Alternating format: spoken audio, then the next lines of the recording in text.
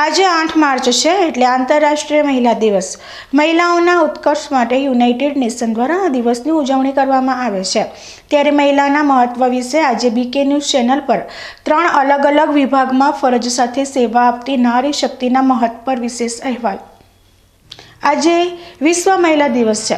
આમ તો મહિલાઓના માન સન્માન માટે કોઈ દિવસ હોતો નથી। નારી શક્તિ હર હંમેશા વંદનીય રહી છે। નારીને શક્તિનું રૂપ પણ માનવામાં આવે છે।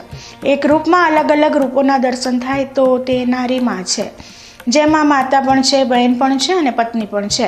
આજે વિશ્વ મહિલા દિવસની ઉજવણીને લઈ બીકે ન્યૂઝ ચેનલ દ્વારા 3 અલગ અલગ વિભાગની મહિલાઓની સેવા અને ફરજની ઝલક તમારી સમક્ષ મૂકવાનો પ્રયાસ કર્યો છે। સરકારી વિભાગોમાં સૌથી વધારે મહિલાઓ જ્યાં ફરજ નિભાવે છે તેવા આંગણવાડી વિભાગ, શિક્ષણ વિભાગ અને આરોગ્ય વિભાગ છે। આજ 3 વિભાગની નારી શક્તિની ગાથા રજૂ કરવા જઈ રહ્યા છીએ। સૌપ્રથમ શિક્ષણ વિભાગની વાત કરીએ તો ધાનેરા તાલુકાની છીંડીવાડી પ્રાથમિક શાળામાં રમીલાબેન ચૌધરી વર્ષોથી ફરજ નિભાવે છે। નાના બાળકોને કેળવણીના પાઠ શીખવે છે।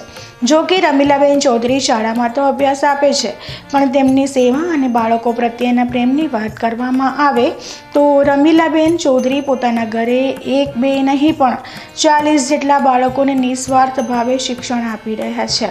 એક તરફ જ્યાં શહેરોના ટ્યુશન માટે માતા પિતા હજારો રૂપિયા બાળકોના ઉજ્જવળ ભવિષ્ય માટે ખર્ચ કરે છે, તો બીજી તરફ રમીલાબેન ચૌધરી વિનામૂલ્યે ધોરણ 1 થી લઈ 8 સુધીના બાળકોને અભ્યાસ પૂરો પાડી રહ્યા છે।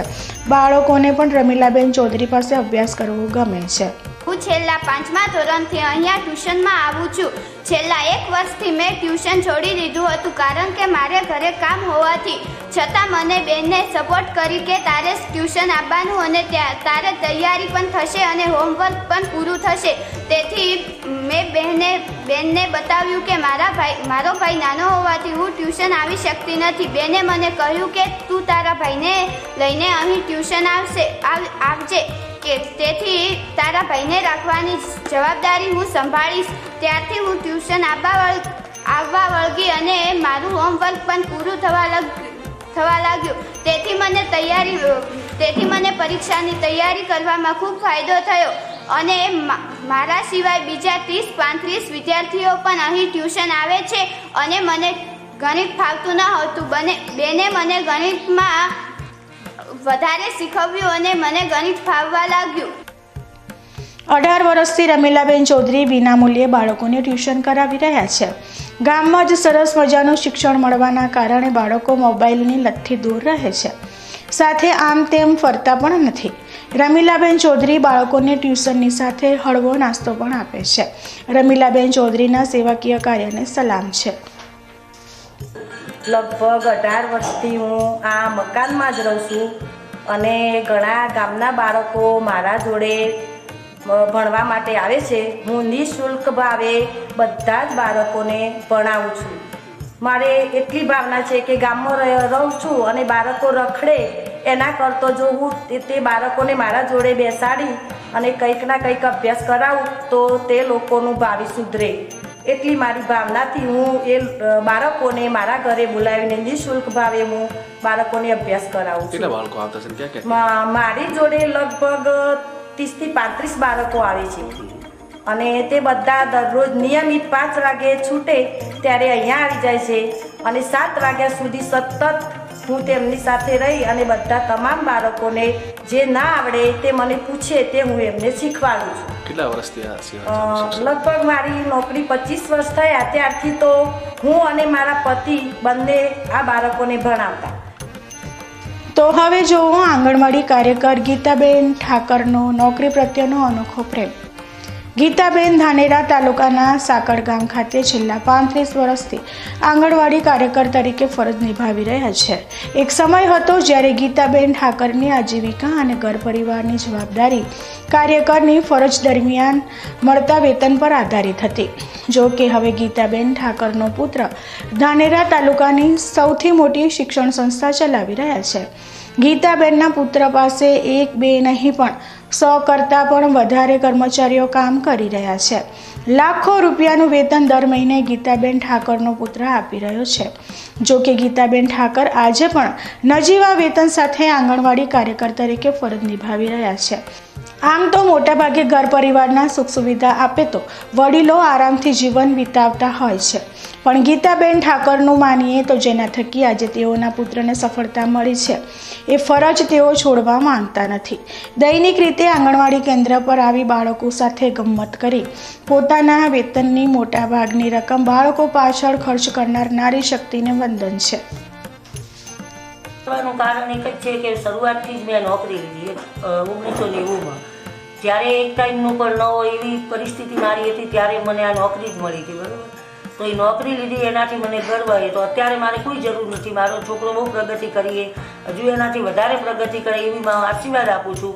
પણ તોય મને આ બાળકો અને આ સેવામાં વધારે મજા છે એવું લાગવાથી, અને મને એક આંગણવાડી ઉપર ગર્વ છે કે પહેલેથી મારો આધાર જ આંગણવાડી હતો. એના હિસાબે જ હું નોકરી કરું છું. પગાર વેતનનું શું કરો પછી? તમારે જરૂરિયાત તો નથી અત્યારે? પગાર વેતનનું મારે અત્યારે કોઈ જરૂર નહીં, પણ પગાર વેતનમાં હું કોઈ ગરીબ હોય એમને રાશન બીજું આપું, બાળકોમાં વાપરું, બાળકોને ચોકલેટ ખવડાવું, જે સિઝન પ્રમાણે આઈસ્ક્રીમ ખવડાવું, ફ્રૂટ ખવડાવું, એ બધામાં ભલે વાપરું. સેવા કરું, પુણ્ય કરું, પણ બાકી એવી જરૂર નથી કે મારે પગાર વાપરવો પડે ઘરે. પણ તોય હું નોકરી મૂકું, એમને રિટાયર થઉં ત્યાં સુધી આ નોકરી કરીશ. તમારા હાથની કેટલાય બાળકો અભ્યાસ કરે છે અત્યાર સુધી? તો કેટલા? અત્યાર સુધી તો મારી જોડે કેટલાય બાળકો ભણી રહ્યા, મોટાઈ થયા, ધંધે લાગી ગયા, એમના છોકરાએ મારી જોડે આવવા માંડ્યા. કેમ કે હું 36 વર્ષથી આંગણવાડી ચલાવું છું. એટલે એ બાળકો ત્યાંથી આવતા હોય ને અત્યારે હાલે મારી જોડે 150 લાભાર્થી છે. વાયણા મારી જોડે 32 લાભાર્થી છે. એમને પણ તેલ, તુવેર, દાળ, ચણા રેગ્યુલર આપું જ છું. બરાબર, અને અત્યારે 20 થી 25 બાળકો રેગ્યુલર કાયમી આવે છે. નામ કહી દો તમારું. ગીતાબેન દયાલાલ ત્રિવેદી. ધાનેરા તાલુકાના સરહદી બાપલા ગામ ખાતે આવેલ પ્રાથમિક આરોગ્ય કેન્દ્રમાં સ્ટાફ નર્સ તરીકે ફરજ નિભાવી રહેલા શેખડા દિશાબેન તો ગરીબ મહિલાઓની સેવામાં સૌથી અગ્રેસર સાબિત થયા છે. આમ તો સરકારી ફરજનો એક સમય નક્કી હોય છે. જો કે દિશાબેન બાપલા આરોગ્ય કેન્દ્ર ખાતે 24 કલાક ફરજ આપે છે. આરોગ્ય કેન્દ્રની પાછળ નિવાસસ્થાન હોવાને કારણે કોઈ પણ સમય હોય દિશાબેન દર્દીઓની મદદે આવી જાય છે. દિશાબેનના આવ્યા પછી બાપલા આરોગ્ય કેન્દ્ર ખાતે નોર્મલ ડિલિવરીમાં વધારો થયો છે. ગ્રામીણ વિસ્તારની મહિલાઓમાં આરોગ્ય બાબતે જાગૃતતા લાવી તેઓ સરકારી સુવિધાનો લાભ લે તેવા પ્રયાસ કરતા અત્યાર સુધી 71 નોર્મલ ડિલિવરી કરાવવામાં દિશાબેન સફળ થયા છે. જેમાં સૌથી મહત્વની બાબત એ છે કે 40 દીકરીઓનો જન્મ થયો છે. દિશાબેન અંતરિયાળ અને ગ્રામીણ વિસ્તારમાં આરોગ્ય બાબતની સેવા થકી જાણીતા બન્યા છે. જેમાં સૌથી વધારે ગરીબ પરિવારની માતાઓ માટે આશીર્વાદરૂપ બન્યા છે. દિશાબેન સાચા અર્થમાં આરોગ્યલક્ષી સેવામાં ખરા ઉતરી નારી શક્તિનું માન વધાર્યું છે. હું સ્ટાફ નર્સ તરીકે બાપલા પ્રાથમિક આરોગ્ય કેન્દ્ર ધાનેરા તાલુકામાં ફરજ બજાવું છું.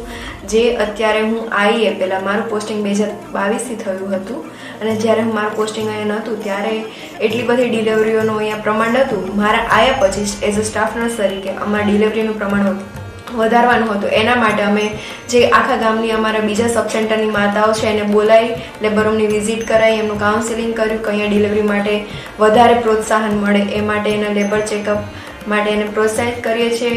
EDD લિસ્ટ કઢાવી એના માટે કોલિંગ કરીએ છીએ કે અમે અહીંયા નોર્મલ ડિલિવરી માટે બોલાવીએ છીએ.